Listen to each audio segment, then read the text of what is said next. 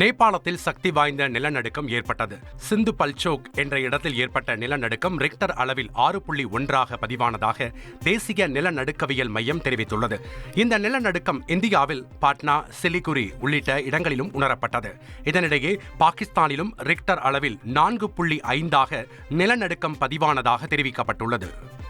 Pope Francis நலம் பெற ஒற்றுமையுடன் பிரார்த்தனை செய்யும் வகையில் பிரேசிலின் ரியோ டி ஜெனிரோவில் அமைந்துள்ள புகழ்பெற்ற மீட்பர் இயேசு சிலை ஒளிரூட்டப்பட்டுள்ளது.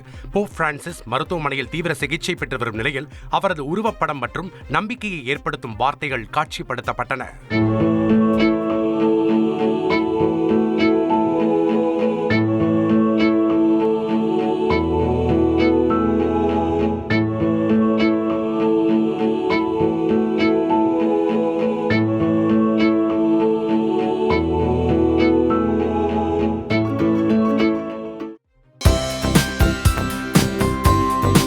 தந்தி டிவியை உங்கள் கேபிள் டிவி ஆபரேட்டரிடம் இலவசமாக கேட்டு பெறுங்கள்.